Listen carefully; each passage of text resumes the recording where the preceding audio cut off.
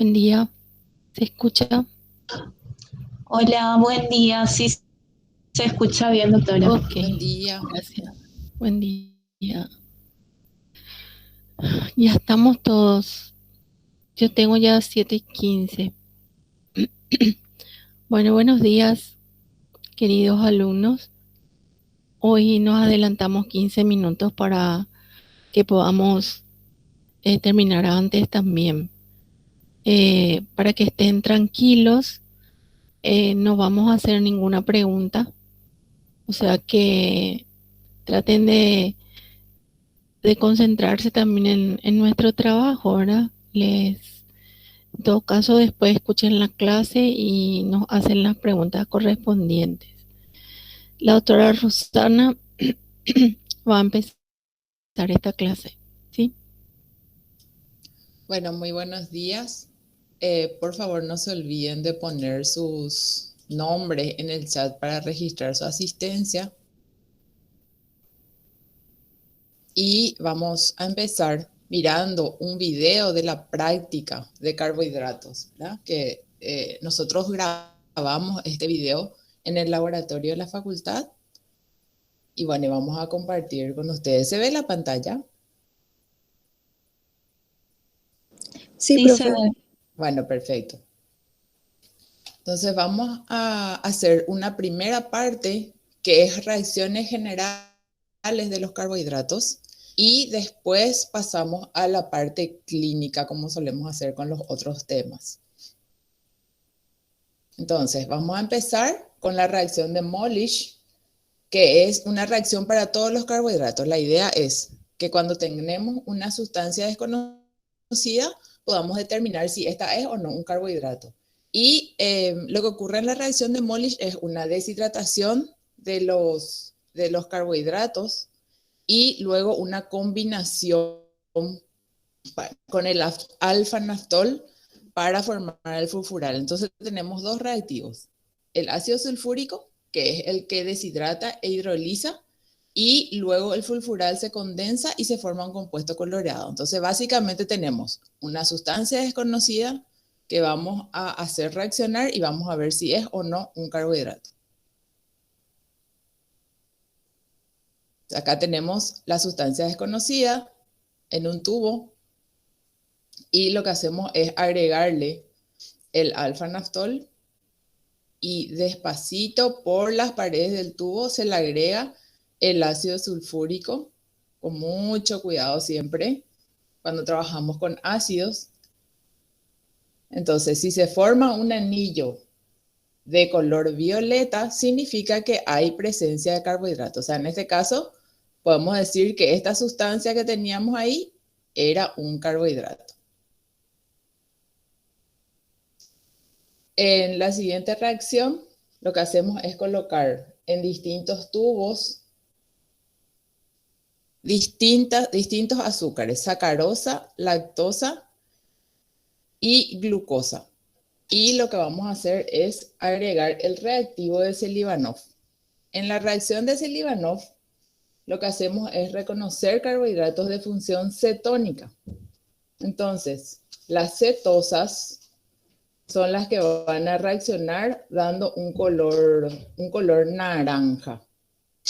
Entonces, vamos a hacer la diferenciación entre estos.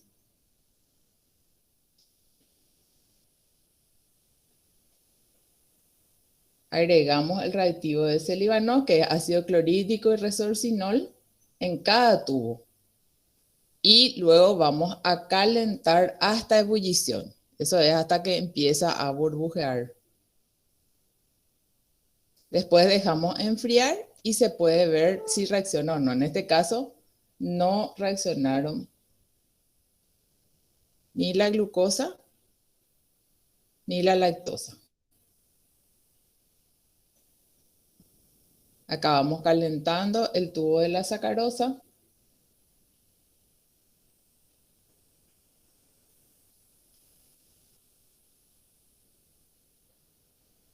Y ahí se puede ver cómo va cambiando de color, ya que la sacarosa sí tiene función cetosa, ¿verdad? Entonces se puede ver acá la reacción de sacarosa que da positivo por su función cetosa, en cambio, la glucosa y la lactosa dan negativo.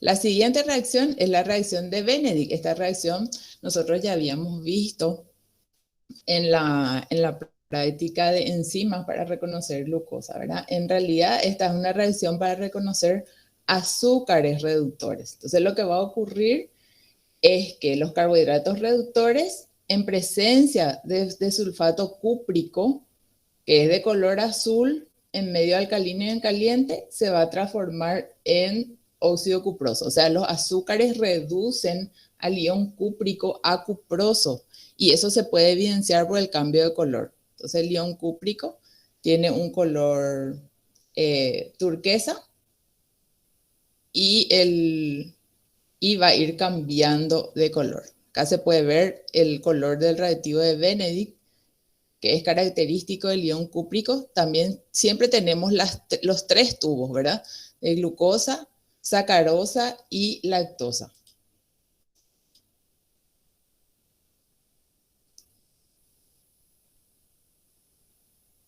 Entonces vamos a calentar con mucho cuidado siempre. Se calienta. Ahí fíjense cómo el tubo de glucosa enseguida cambia de color.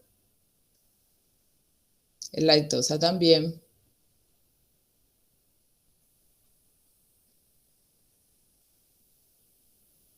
Cambio al calentar el tubo con sacarosa. Como no tiene función reductora, queda del mismo color del reactivo.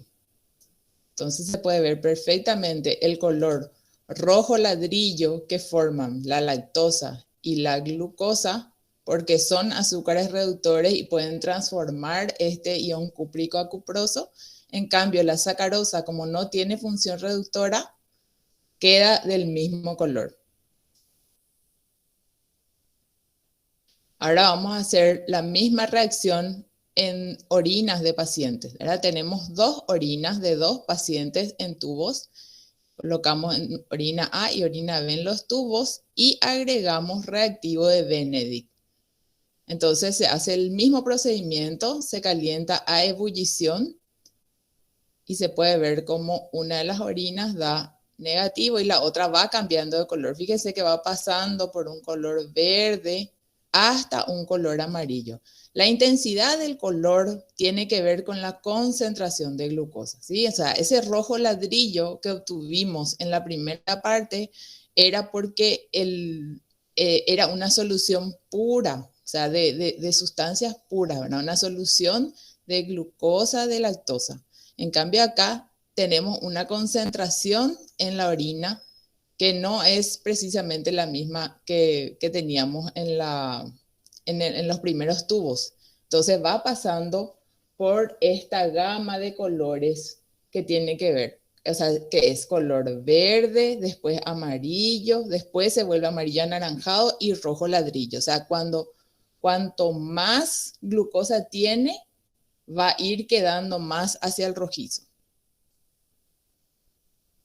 Entonces lo que hacemos después es comparar con las tiras de orina que tenemos en el laboratorio. Acá se pueden ver bien la orina 1 que salió negativo, ¿sí? O sea que es totalmente normal porque no se tiene que eliminar glucosa en la orina, ¿verdad? Y en cambio la orina 2 da positivo. O sea, vamos a hacer una comparación con las tiras que tenemos en el laboratorio. Recordemos que estas tiras tienen unos reactivos que detectan distintas sustancias, entre ellas glucosa. En este caso, las tiras se colocan en los frascos originales, no en los que reaccionaron con Benedict, ¿sí? Entonces, ambas tiras se colocan y hacemos una comparación con los rangos de glucosa que tengamos ahí, ¿sí?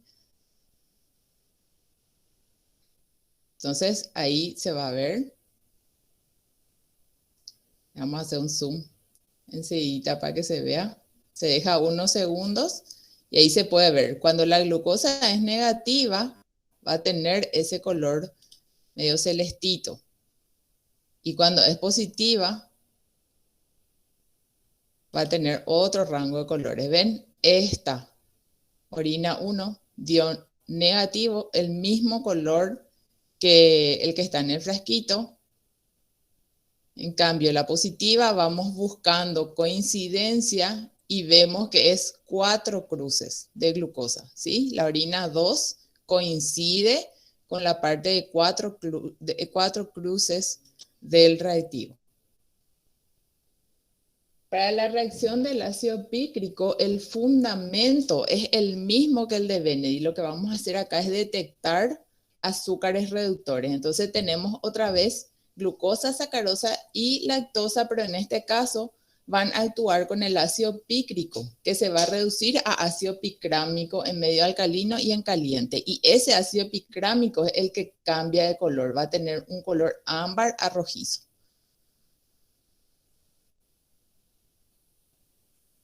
Tenemos los 3 tubos y le agregamos el ácido pícrico. Y más carbonato de sodio para asegurar que esté en estado alcalino. Acá vamos calentando los 3 tubos.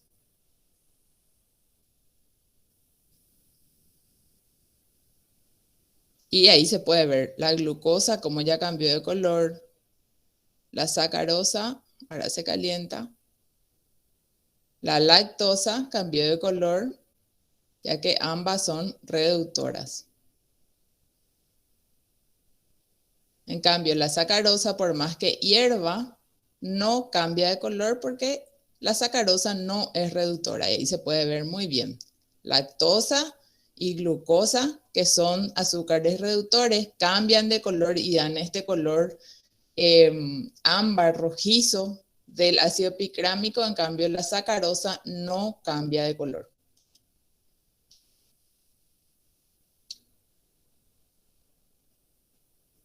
Por último, el de la primera parte, la última parte, es la identificación del almidón. Esta reacción nosotros ya hicimos en la parte de enzimas y utilizábamos el yodo como un indicador, ¿verdad? Acá lo que vamos a ver es cómo el yodo forma compuestos coloreados con el almidón, ¿verdad? El almidón, cuando está en presencia de yodo, va a dar un color azul. Y habíamos visto aquella vez que era porque la amilosa tiene una conformación helicoidal que atrapa al yodo, ¿sí? Entonces eso es lo que se puede ver.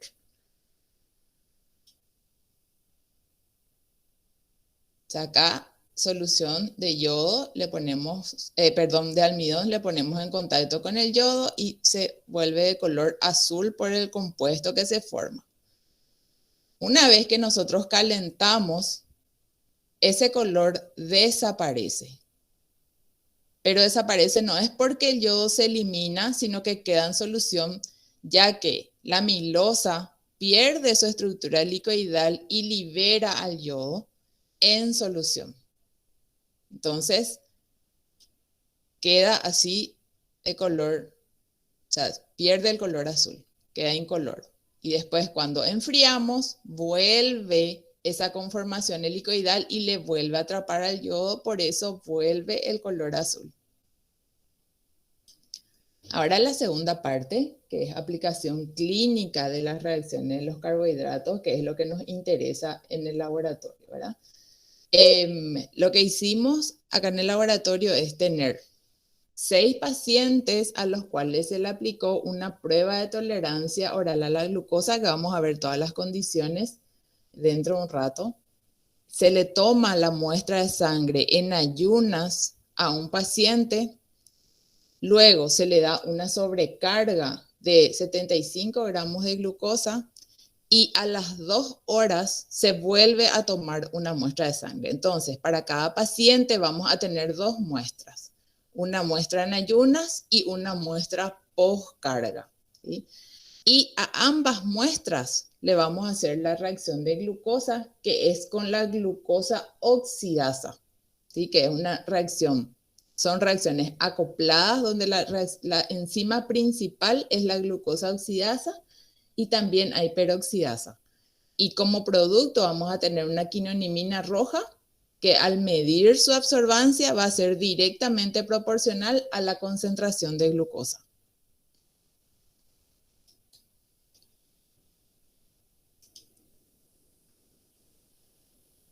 Entonces tenemos los tubos de los pacientes. Cada paciente va a tener un tubo en ayunas y un tubo post carga. Entonces acá ya están cargados los sueros. Lo que hacemos es cargar el reactivo, pipetear el reactivo de glucosa en cada tubo. 1 mililitro de reactivo de glucosa y luego hay que incubar.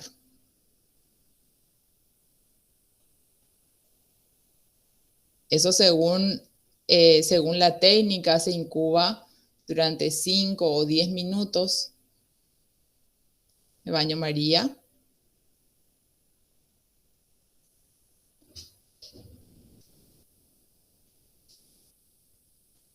Y una vez que pasa el tiempo, ahí se pueden ver ya la reacción completa, ¿verdad? Se pueden ver los distintos tubos. Fíjense acá. Esto, por ejemplo, se ve. El tubo que es en ayunas es clarito y el tubo de postcarga es bastante oscuro. Ahí ya nos da la pauta de que hay una diferencia importante en absorbancia, por lo tanto en concentración, ¿sí? Nosotros al mirar ya sabemos que probablemente esto va a salir patológico, porque en un paciente normal no va a haber tanta diferencia entre la concentración en ayunas y la concentración postcarga. Entonces lo que vamos a hacer después es hacer la lectura en el espectrofotómetro. Fíjense en este paciente como es prácticamente igual. Entonces se coloca en las cubetitas para el espectro. Se coloca en el espectro que ya está previamente programado y calibrado y se hace la lectura.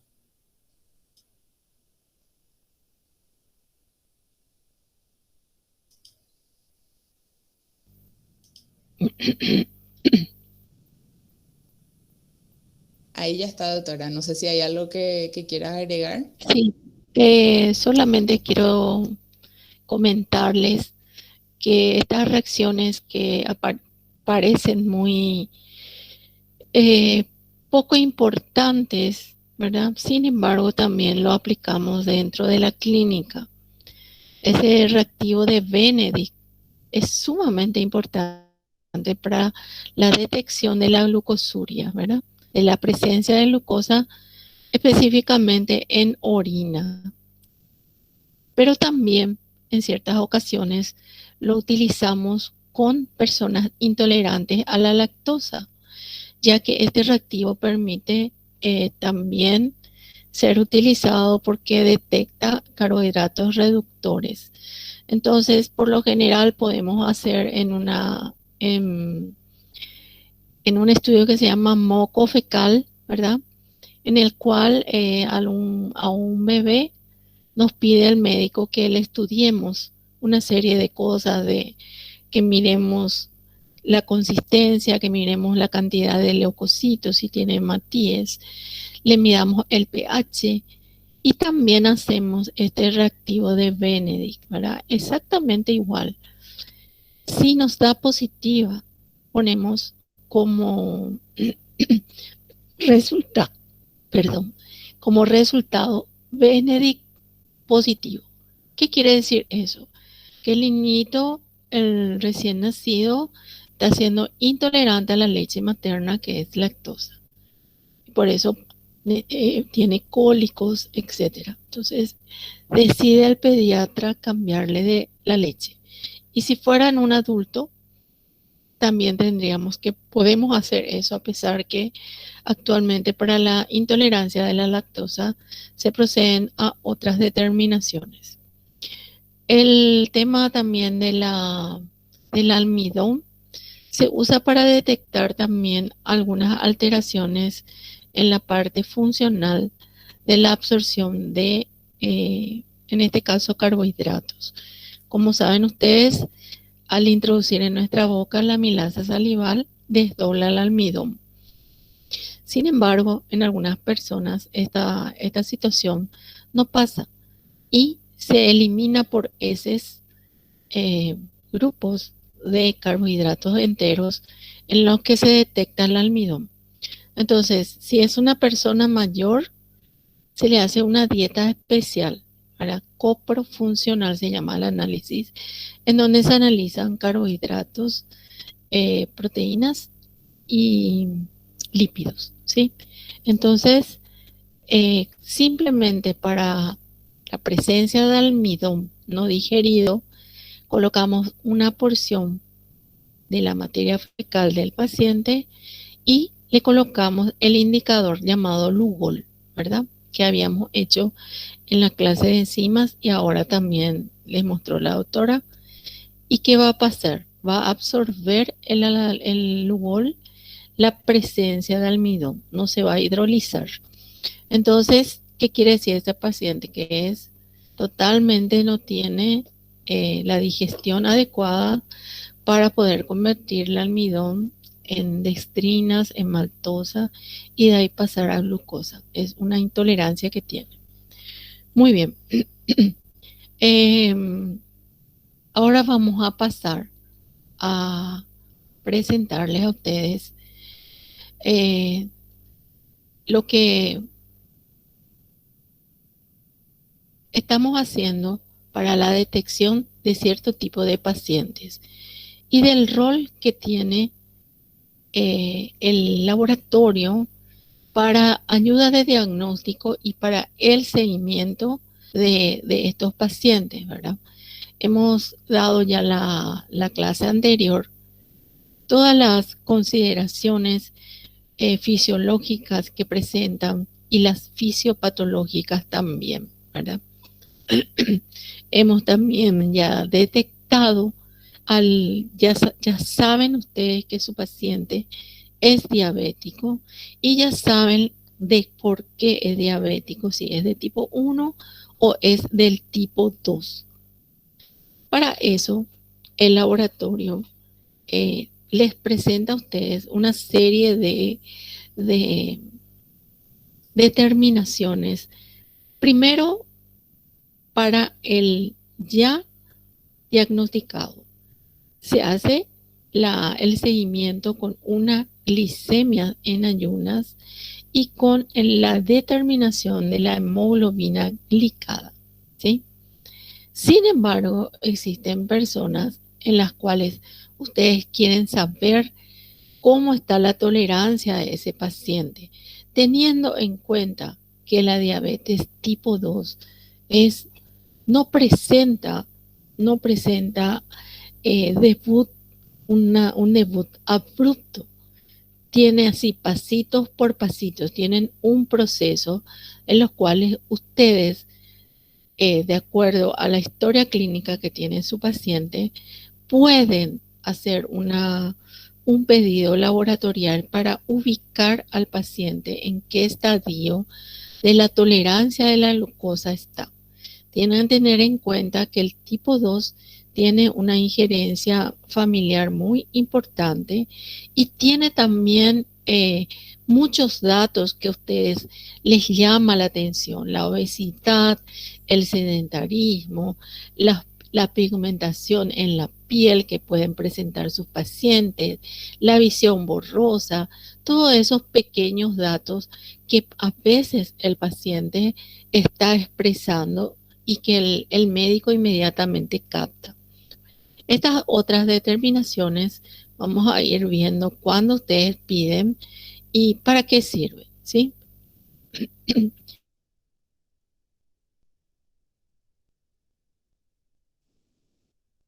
La glucosa es una determinación que controle un paciente en la emergencia, en la urgencia, en los internados y en los ambulatorios. En cualquier etapa que ustedes analicen la presencia o el tenor o la concentración en miligramos por decilitro, ustedes están frente a una concentración que, de acuerdo al tiempo en el cual se le tomó al paciente, adquiere mucha importancia. Se le puede pedir en forma aleatoria, ¿verdad? Esa aleatoria es cuando les llega en la emergencia. La urgencia por lo general es la persona que se va a consultar con ustedes a la urgencia y allí se toma la decisión de hacerles eh, unos estudios laboratoriales. Entonces se tiene que tener en cuenta aproximadamente cuánto tiempo es el tema de la ingesta de alimentos, ¿verdad? Y también se hace para el diagnóstico definido. Cuando ya tienen ustedes un paciente diabético, en ese caso sí es necesario que esté en ayunas, porque ya este es un paciente que va encaminado y sirve para la monitorización de lo que tiene el paciente, ¿verdad? Como habíamos dicho, la glucosa se puede hacer en muchísimos líquidos, ¿sí? Tiene especial sentido en el LCR y en todos estos líquidos, ¿sí? Se puede dosar teniendo el material, el suero, ¿verdad? En el plasma, cuando quitamos con fluoruro, se puede hacer del pulpejo del dedo en forma capilar y también la podemos dosar en orina, ¿sí? Cada uno tiene su encanto y cada uno tiene su valor. ¿Qué quiere decir aleatorio? Quiere decir que cuánto tiene ese paciente en ese momento, ¿sí? Y eso es muy variable. Como les digo, esto se utiliza en el momento, en el ingreso del paciente. Entonces, allí no importa absolutamente nada y puede variar totalmente cuando uno lo hace ya programado, ya que en esta aleatoria simplemente se toma la muestra y se ve el momento preciso en el que está. Ustedes pueden tener pacientes que tengan normal, que tengan demasiado bajo o demasiado alto, porque le tomaron en el momento así como vino de su casa, ¿sí? Y acá ya tenemos estas otras situaciones en las cuales ya se tiene una preanalítica, ¿verdad? Esta es aleatoria sin ayuno, es la que les dije. La glicemia postprandial es aquella que en algunos casos se toma una glicemia en ayunas y se les da de comer al paciente. O sea, toma un desayuno rico en carbohidratos y a las 2 horas se procede a sacar nuevamente la sangre. Se utiliza muy poco ya esta situación, pero en algunos pacientes, especialmente aquellos que probablemente tengan una hipoglucemia de ayuno, en el cual hay un disparo de insulina en forma muy drástica, se puede hacer este tipo de pedidos, ¿eh?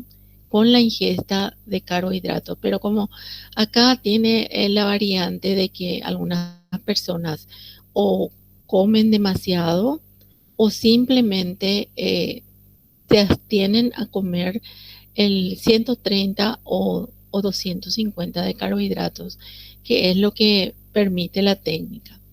Para eso tenemos esta situación que se denomina curva de tolerancia a la glucosa oral, ¿sí? Y que permite establecer si el paciente en qué estadio está, qué es el paciente, si es un paciente normal, es un prediabético o es un diabético de tipo 2. Tenemos que recordar que los valores de la glucosa en ayunas en este mismo instante, en este mismo momento, se considera normal cuando el paciente tiene de 70 a 99. Esta ayunas es de 8 horas, ¿sí? Cuando el paciente en ayunas de 8 horas presenta valores desde 100 hasta 125, estamos frente a un paciente con una glucosa en ayunas alterada, que debe ser nuevamente repetida, ya que ¿se acuerdan ustedes que tiene mucha injerencia numerosas hormonas que son hiperglucemiantes y también algunos medicamentos? Entonces, esto se trata de filtrar, de sacar esas variables y volver a pedir a las 24 o 48 horas para poder descartar esas variables. Ahora, si tu paciente haciendo el ayuno de 8 horas presenta valores 126 o superiores a ellos y se vuelve a repetir, especialmente cuando estemos en esta zona de 126, 130, sacando todas las variables, te vuelve a dar una cifra 126 o superior, ya se diagnostica a la diabetes mellitus tipo 2. Y ni qué decir si se acerca al 200. Con una sola muestra, si tu paciente en ayunas de 8 horas te da 200, ya no hay duda, ¿sí? Porque allí la injerencia que pueden tener esas variables que dijimos ya no tienen un peso como para que le suba esto. ¿Y qué tipo de diabetes es esta? Es diabetes tipo 2, perdón. La tipo 1 generalmente debuta con una cantidad excesiva, pero puede ser también un diabético tipo 1 que se esté tratando. O sea, todas esas consideraciones el médico tiene que tener en el momento de presentarse su resultado. Nosotros acá estamos poniendo ese resultado como si fuera una rutina que se hizo tu paciente, ¿sí? O le pediste, se fue el paciente a tu consultorio, o le pediste una rutina que es imposible, aparte del hemograma, que vos no le pidas la glucosa, ¿sí? Eso van de la manito. Hemograma, glicemia, orina. Esas son las cosas básicas, totalmente. Y ya saben ustedes la conversión que pueden hacerlo en el caso que tengan en milimol o quieran pasarlo a ese detalle. El método es exactamente igual el que hacemos, que acaba de mostrarle la doctora. Es un método enzimático que se hace aproximadamente en 5 minutos en un baño María termostatizado, en donde se utiliza la glucosa oxidasa. Se ha demostrado que esta enzima es la que mejor reproduce la concentración que tiene el paciente de glucosa. Recuerden que en el laboratorio el único azúcar de importancia clínica es la glucosa, ¿sí? Bueno, una parte les digo sobre la presencia de la glucosa en LSR. En todos los líquidos, la cantidad es aproximadamente la mitad de lo que hay en sangre, ¿sí? Y tiene una importancia trascendental dentro del LSR cuando hay una disminución, ¿sí? Cuando disminuye, este 50 me sale 10, 20, te está indicando que ese paciente está con una meningitis bacteriana. Tiene la Neisseria meningitidis, diplococo gram negativo de gran contagio, se contagia muchísimo, tiene es una gravedad increíble. ¿Por qué? Porque los meningococos se nutren de la glucosa, entonces hace que el tenor baje. Por supuesto que también tienen el aumento, pero en pacientes diabéticos o si se le está administrando solución glucosa al paciente, ¿sí? También en los pacientes tipo 2, donde tienen la hiperglucemia hiperosmolar. no cetónica, ¿verdad? En el cual, por supuesto, que va a subir todo, ya que estos pacientes tienen más de 1000, tienen su concentración en sangre. También pueden disminuir en otras afecciones, pero no en una afección meningocócica bacteriana. Esto lo hace siempre hacia el borde inferior, no tan drástica cuando es bacteriana a meningococos.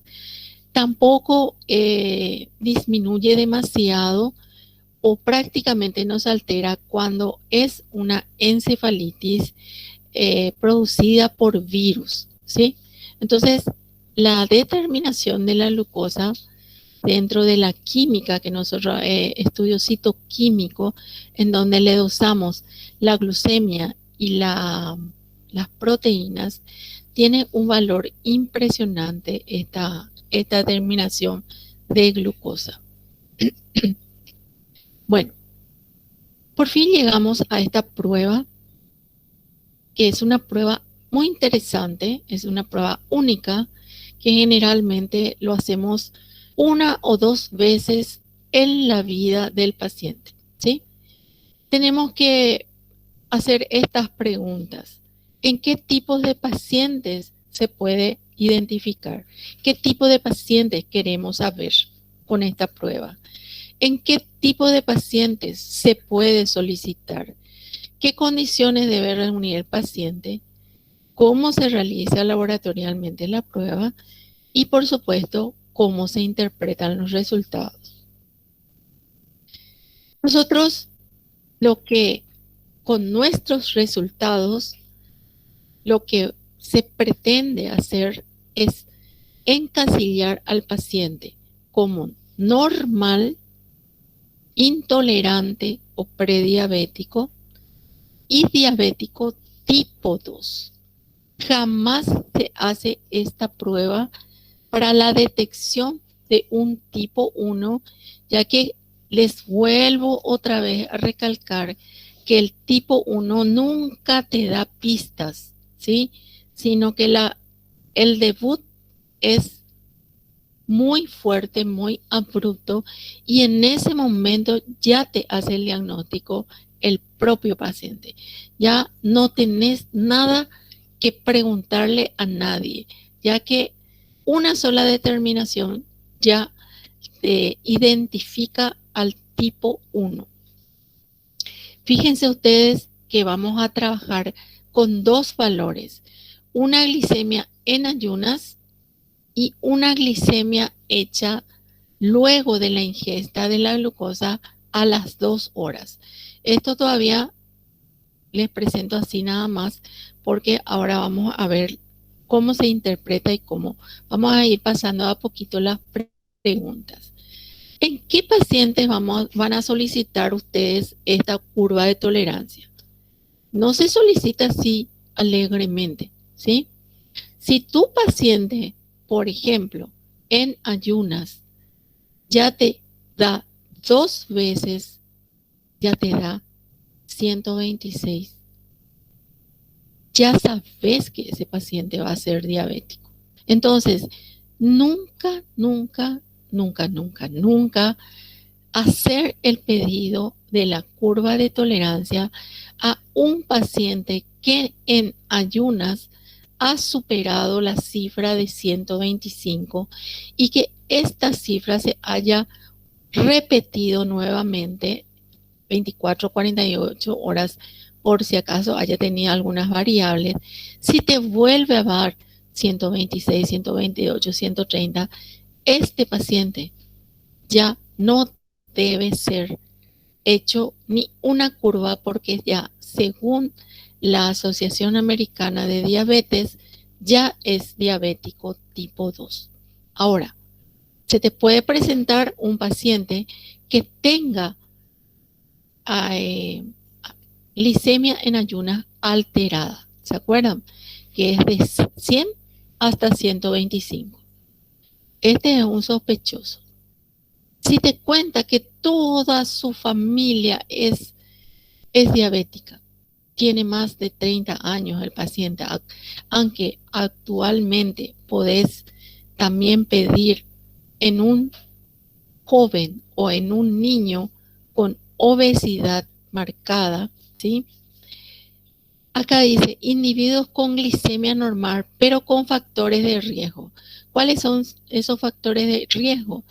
Por lo general es la obesidad, también es el sedentarismo y la historia familiar. O también puede ser individuos que tengan alteraciones en los lípidos, ¿sí? Entonces son candidatos a monitorearles con una curva de tolerancia. Una mujer que ha tenido diabetes gestacional y que después de 2 o 3 años empieza a tener factores de riesgo como la obesidad, ¿sí? Se dice que se puede pedir cada 3 años en pacientes con edad superior a 45. Esto ya queda a criterio de ustedes, ya que puede ser menos esta edad, ¿verdad? Y tienen que tener estas consideraciones. ¿Se acuerdan ustedes que la mujer embarazada no controlada, la diabetes gestacional, o también puede ser una mujer diabética que no se ha cuidado o no ha estado controlada, dan a luz niños de mucho peso? Esos niños de mucho peso luego crecen, ¿verdad? Y a partir de los 30 años son individuos también candidatos a hacerse esta prueba. Por supuesto, con el exceso de peso, la hipertensión arterial, los triglicéridos que los jóvenes tienen demasiado. Esto es el síndrome metabólico que vamos a ver la próxima clase. Esto acrecenta la particularidad de presentarse en pacientes con prediabetes o diabetes. Cuanto más antes ustedes hacen el diagnóstico, mejor oportunidad va a tener su paciente. Pero para esta prueba se tiene que, está estandarizado el método. Y luego de haber pasado todos los primeros criterios de selección del paciente, tenemos que tener también ciertas particularidades para hacer el análisis. El análisis tiene que tener un ayuno el paciente de 8 a 10 horas. Puede beber un poco de agua antes de irse al laboratorio.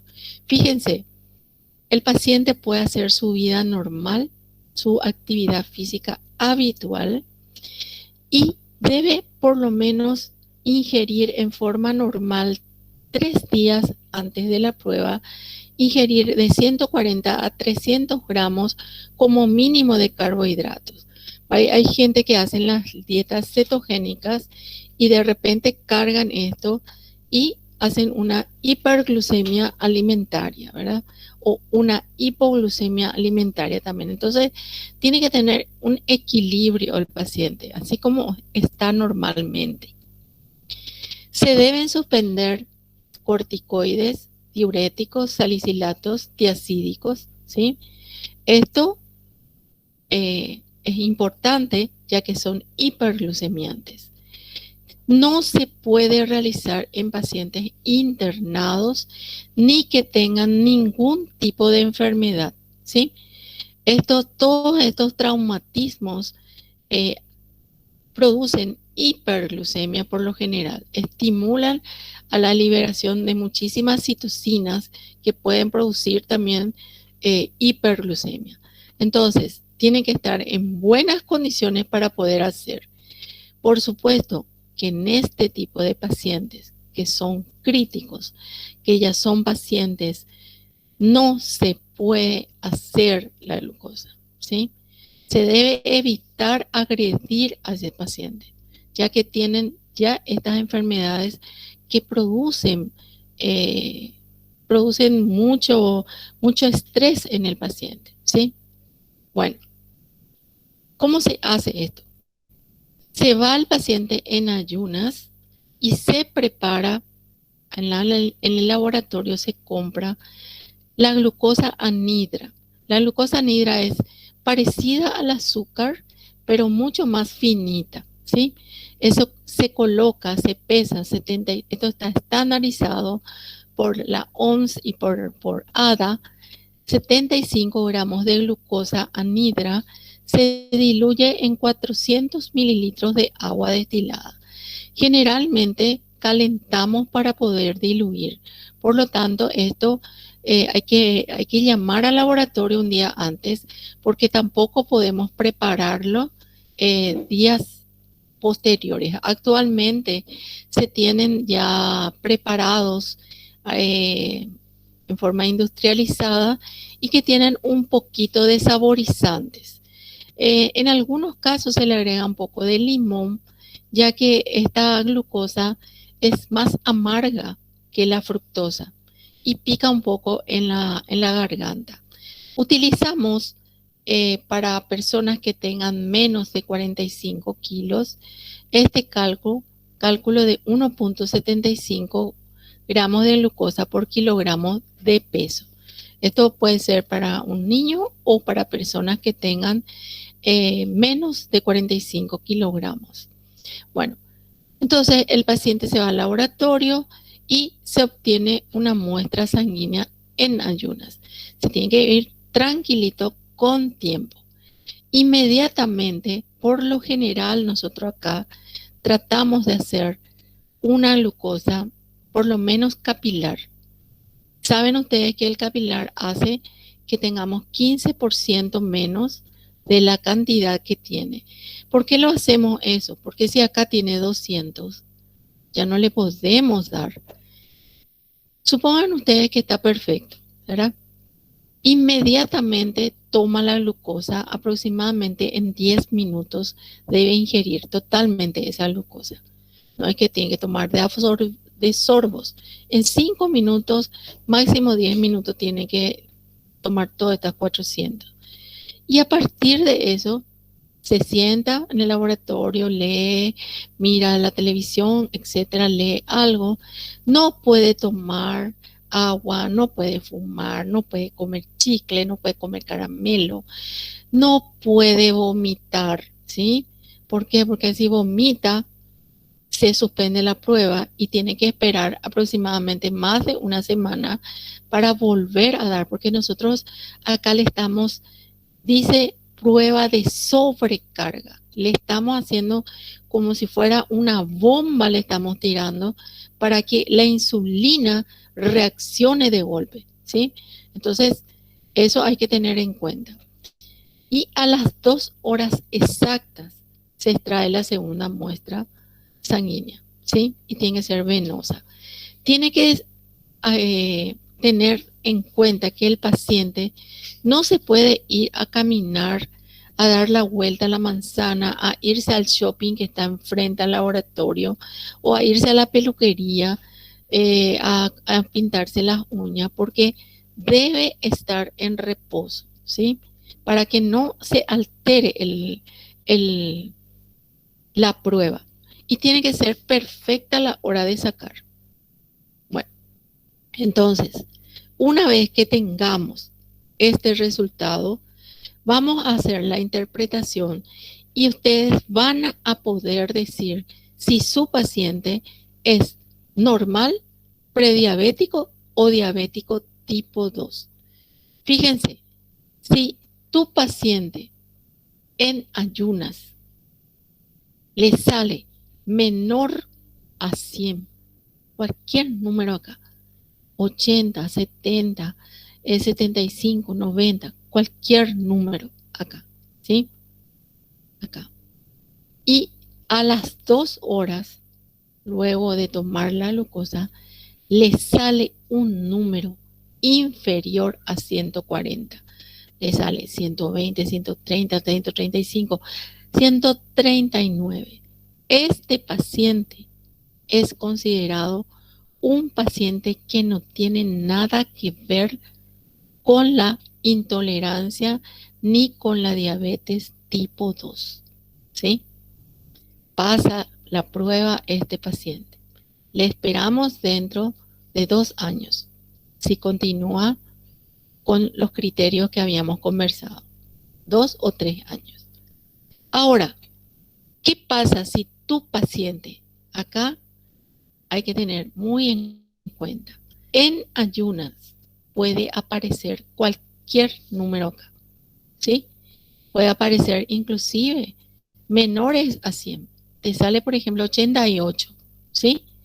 Cualquier número puede ser acá, hasta 125.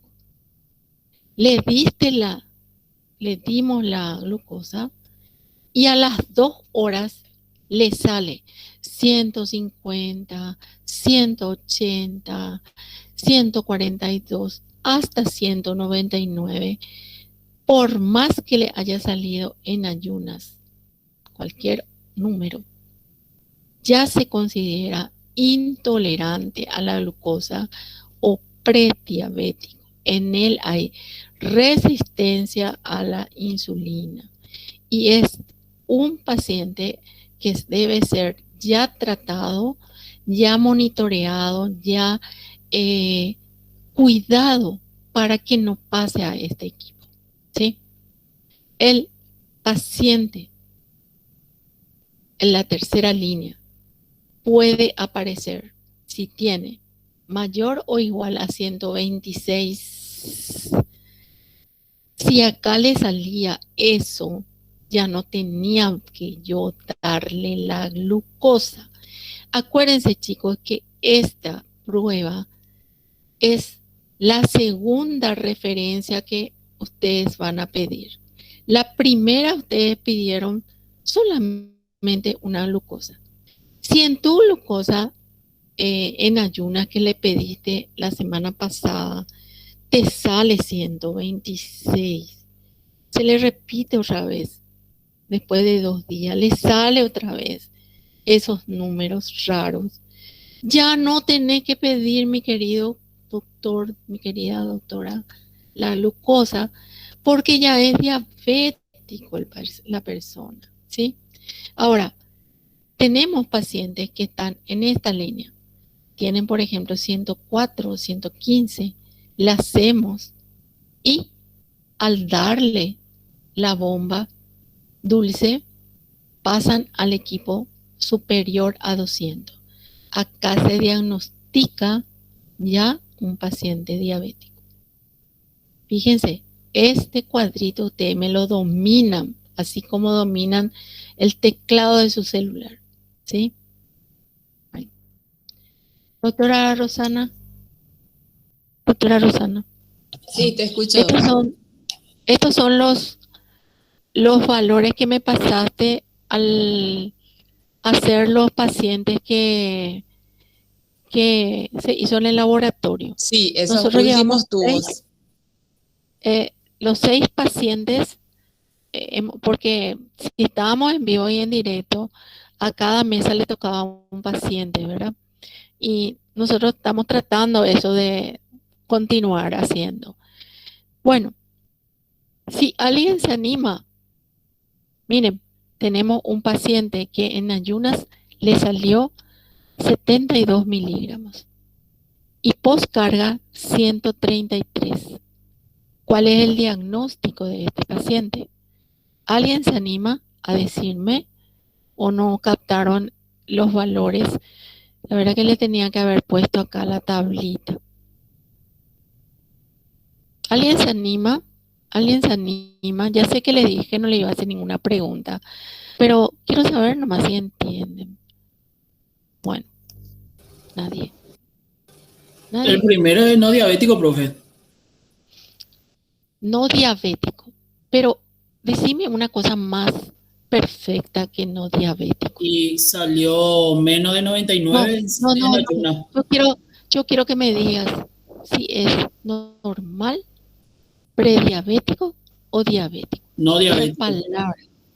El primer paciente para mí es no diabético. Porque en ayuno está menos de menos de 99. Mira, te pongo otra vez. Ay, ¿por qué no sé? Quiero que me digas si tu paciente es normal, si es prediabético o diabético. Eso es lo que quiero que me digas. si este paciente es normal, prediabético o diabético. Normal, profe. Normal, Sí. espectacular. Este es un paciente normal. Puede que sea gordo, puede que sea hipertenso, pero en este momento, para este año, no tiene alteración de carbohidratos. ¿Sí? Sí. Gracias. Otro paciente. ¿Quién se anima? ¿Quién se anima? Nadie. Fáciles, chicos. Miren, este es un paciente que en ayunas le salió 86. 86 pues uno súper normal, ¿verdad? Después de que le demos la sobrecarga, le salió 178. ¿Qué tipo de paciente entró acá? Intolerante. Entonces, intolerante o prediabético. Este ya tenés que trabajar con él, ¿sí? Otro paciente. Este paciente, por ejemplo. Este paciente tiene en ayunas alterado 104, pero le puedo hacer todavía la curva. Al darle la sobrecarga, a las 2 horas le salió 226. ¿Qué es el paciente? ¿Qué es el paciente? Diabético. Diabético. ¿Qué tipo de diabetes, mami? ¿Mm? ¿Uno o dos? Uno. No, nunca.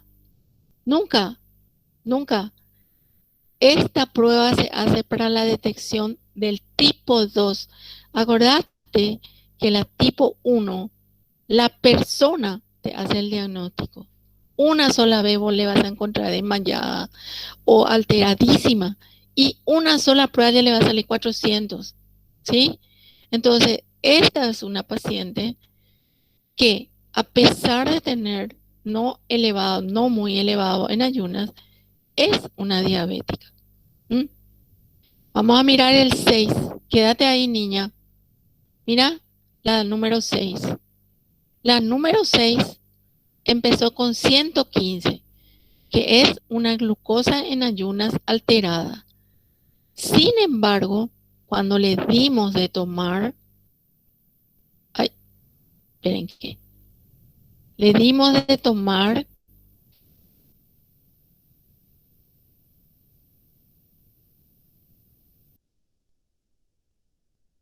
le salió en este rango. Entonces, a de tener glucosa, le salió acá era 105, ¿verdad? Y acá le salió 169. Es una prediabético, ¿sí? Bueno, esta persona, miren un poco cómo aparece. En ayuna le salió perfecto, perfectísimo. Si vos le pedís en ayuna nomás, no vas a pescar para nada. Sin embargo, le pediste esta curva porque vos sospechaste de esta paciente. Y con la sobrecarga le salió 186. A la pucha, digo. Y esta persona, a pesar de tener súper normal en ayunas, es una prediabética. ¿Mm? ¿Ven ustedes? ¿Y quién me puede decir este paciente 3 qué es?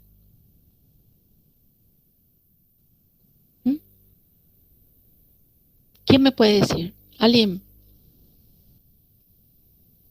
¿Alguien que se anime? Hello. Profe, ese caso no Nadie. está mal hecho su poscarga, porque si es 126 ya no se hace mal la poscarga en ayunas. ¿Cómo es tu nombre, papi? Hugo. Hugo. Hugo Hugo Méndez. Méndez. Sí. Te conozco, Hugo Méndez. Hugo, esta es mal pedido. Primero, luego que este ya habrá tenido algún análisis antes.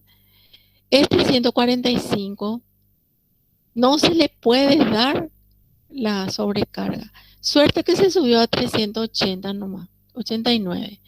Pero a si yo con esta cuestión le sobrecargo con 75 gramos, va a volar, va a volar, va a volar, se me va a enrojecer, va a dormitar, se le va a subir su potasio, va a tener taquicardia. En el laboratorio yo no tengo la competencia que si se me hace una hiperosmolar más alta, no tengo la competencia de colocarle la insulina. Esto no se debe hacer, ¿sí? Tenemos el gran problema, chicos, de que a veces le piden sabiendo que ya tienen superior a 126. Le llamamos al profesor doctor y te dice, hágale nomás.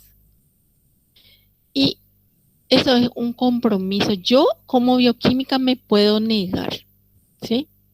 Me puedo negar porque nosotros en medicina no podemos hacer un daño, ¿sí?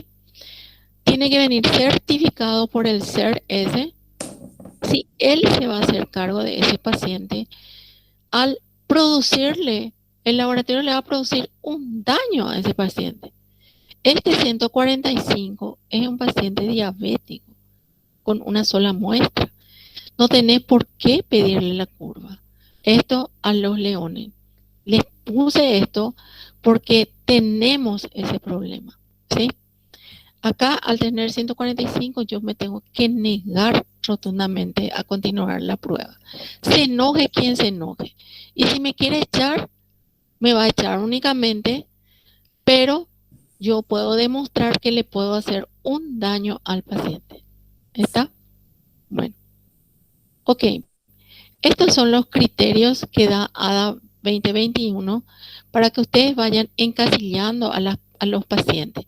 Siempre tienen que pensar que la glicemia en ayunas puede aparecer con cualquier número. Y la importancia es de hacer la comparación con la segunda muestra luego de haber ingerido la glucosa. La prediabetes, puede aparecer, como les mostré en el ejemplo, con cualquier número, inclusive normal, ¿sí?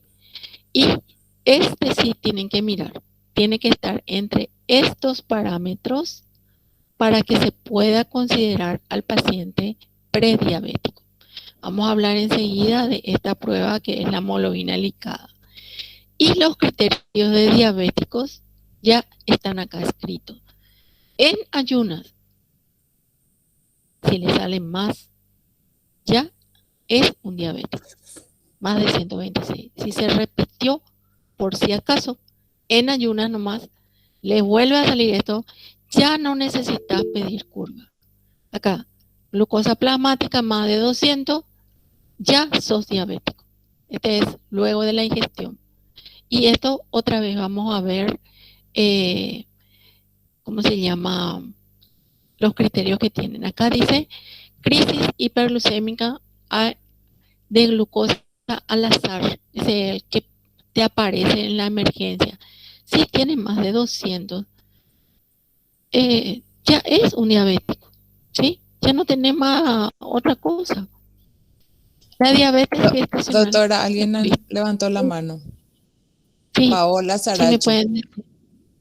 Paola, te escucho. Te escucho. Te escucho. Ah, capaz que fue sin querer nomás. Bueno, la persona embarazada con este tipo de diabetes, acuérdense que esta es gestacional, es simplemente un estadio de la persona embarazada. No estamos hablando de la mujer ya diabética. La mujer diabética, por supuesto que puede tener todos los hijos que quiera, siempre y cuando esté controlado. Sin embargo, en estas se le controla. Pero a esta mujer embarazada no hace falta que hagan la dieta, nada de nada de nada. Se va así como está, se va, y la diferencia es que le quitamos muestras. en ayunas a las 1 hora y a las 2 horas. Y fíjense, nosotros dijimos que una persona es normal de 70 a 99. Para la mujer embarazada, hasta 92 nomás es normal su ayunas. Se le cierra más y se considera a una mujer con diabetes gestacional si luego de la sobrecarga tiene 153, ¿sí? O a la hora tiene 180. Fíjense que estos dos números, si vos mirás la casilla que hemos visto por primera vez, podrías encasillarle en un prediabético. Sin embargo, para la mujer embarazada ya se le considera diabética gestacional. Muy bien. Ahora, entonces, ahora ya tenés el panorama. Ya está. Ya le clavaste el panorama a tu paciente. Es un intolerante. Es un diabético tipo 1 que ya hiciste hace muchísimo sin necesidad de hacer ninguna otra prueba. Le tenés a un paciente con tipo 2 y le tenés a una mellitus gestacional. ¿Cómo se le hace el seguimiento? El seguimiento se le hace a través del pedido laboratorial de la hemoglobina glicada. Esta hemoglobina glicada tiene la ventaja de glicarse la parte de la hemoglobina, una parte de la cadena beta de la hemoglobina, se glica con la glucosa, dando una base de chip, y eso es la glicación, es un reordenamiento irreversible, estable, que constituye la hemoglobina glicada, que es la fracción A1C. Entonces representa la cantidad de glucosa del paciente durante 3 meses, ¿sí? Entonces,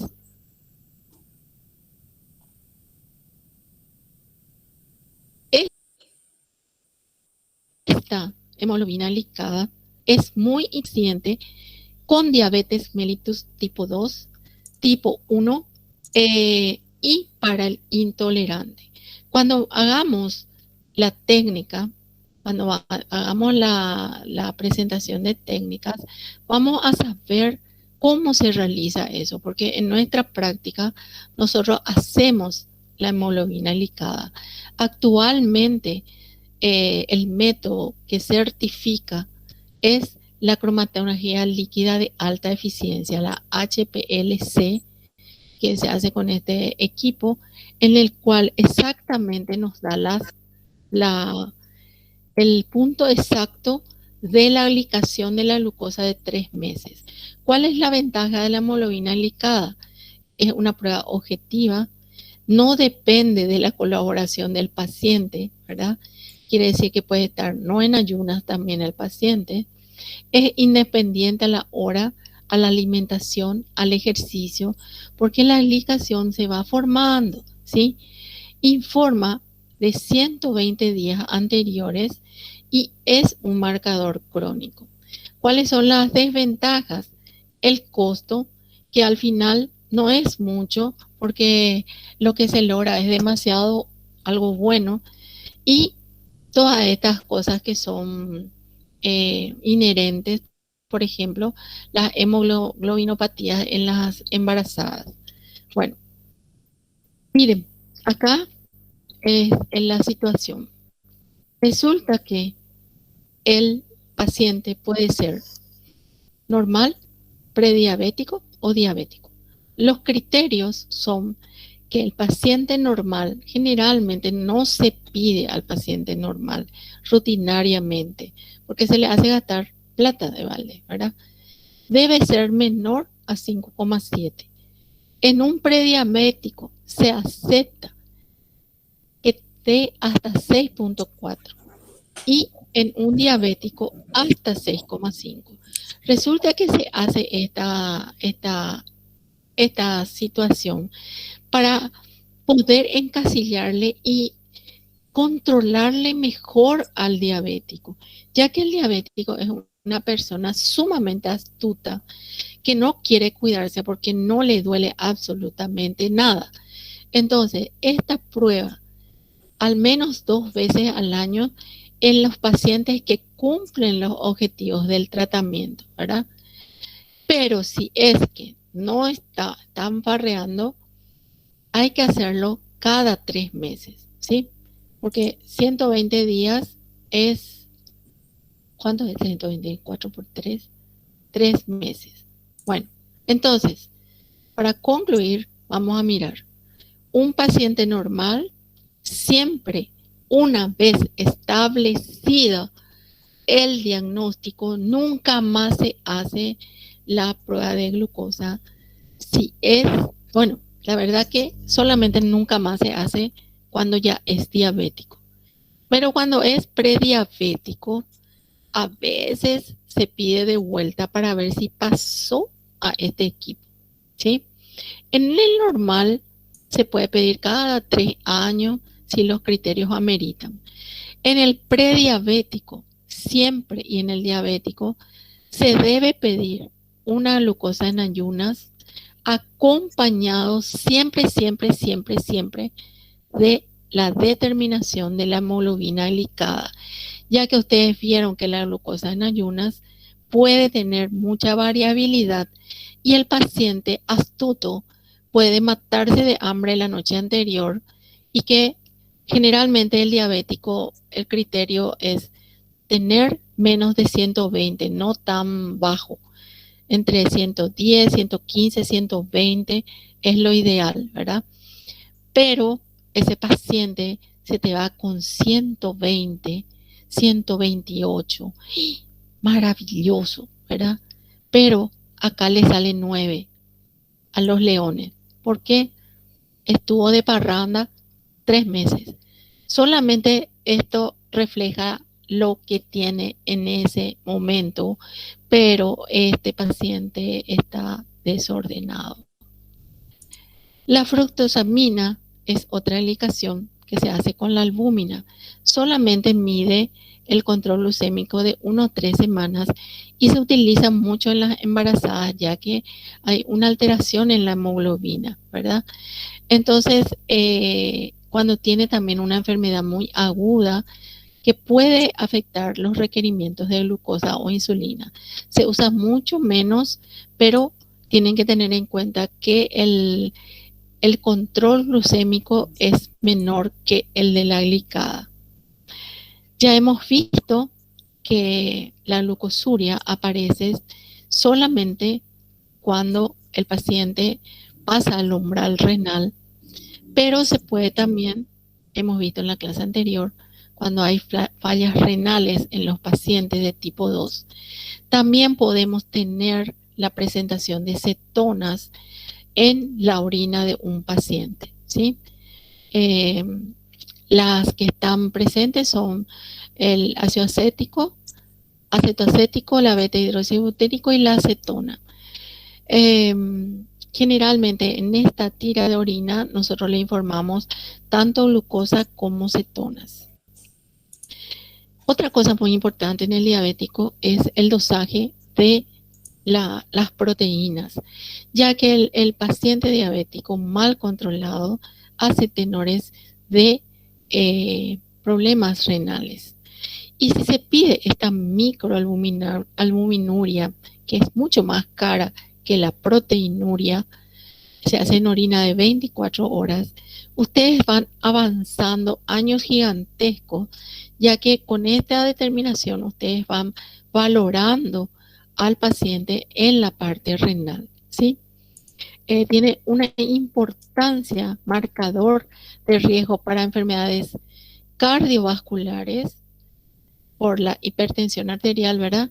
Y un indicador de la fase inicial de la nefropatía diabética. Entonces vale la pena pedir por lo menos una vez al año en tu paciente diabético ya esta microalbuminuria para poder pasarle a al nefrólogo y que pueda evaluar esta parte.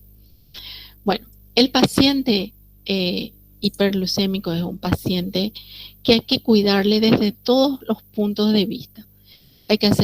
Siempre hay que hacerle un control lipídico, una parte renal, siempre hay que hacerle la orina, ¿sí? Ya que son muy proclives a hacer infecciones.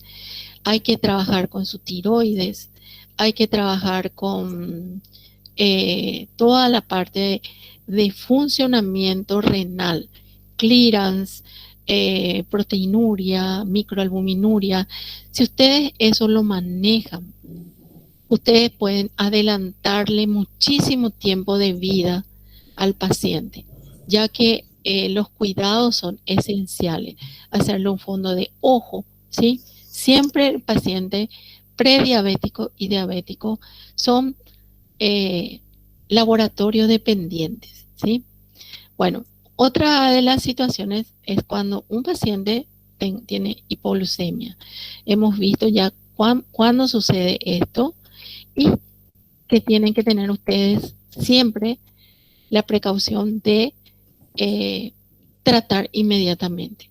Lo mejor que puede pasar es hacerle una hipoglucemia capilar, teniendo en cuenta que es 15% menos. Bueno, luego de eso hay que saber por qué, ¿verdad? ¿Cuándo pasó el efecto? Entonces, se le hace una glucemia en ayunas al paciente, que te puede dar normal, un poquito bajo, no te dice nada, ¿sí? Te puede decir o no decir nada.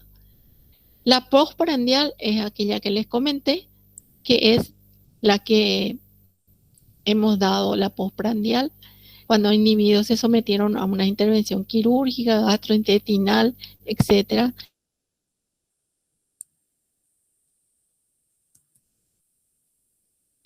que puede dar la hipoglicemia y la curva de tolerancia. No se hace así como hacemos normalmente, sino que le tenemos que internar al paciente y hacerle la curva de tolerancia de 5 horas, teniendo siempre en cuenta que le tenemos que monitorear, porque si le baja muchísimo, le podemos descerebrar, ¿sí? Porque en estos pacientes, al darle la glucosa, a veces es como si fuera que le dimos agua. Absolutamente, si tiene un insulinoma, por ejemplo, va a liberar muchísima cantidad de insulina y va a consumir totalmente y se nos va a ir a una hipoglucemia masiva, el cual debe estar internado bajo el criterio médico, ¿verdad? Para que inmediatamente le podamos dar la glucosa. O sea, nosotros los bioquímicos no podemos hacer eso, sino que monitorearle e inmediatamente avisarle al médico para que se suspenda la prueba. La insulina y el péptido C sí son importantes pedir, ya que por lo general los hipoglucémicos son aquellos que se pusieron mal su medicamento. Entonces se le hace la insulina y el péptido C. Si tuvieron una sobrecarga de su medicamento, esta insulina va a salir altísima, el péptido C nada, 0.0000, ¿verdad? ¿Por qué? Porque la insulina como medicamento no contiene esta fracción. Si tiene un tumor el paciente que produce hipoglucemia, sí va a dar insulina alta, péptido C también elevado, ¿sí? Bueno, acá tienen esos valores y acá tienen un seguimiento, ¿sí? Que quiero que se fijen cuáles son los análisis que se pidan, ¿sí? Y así sucesivamente. Bueno, les comento estos casitos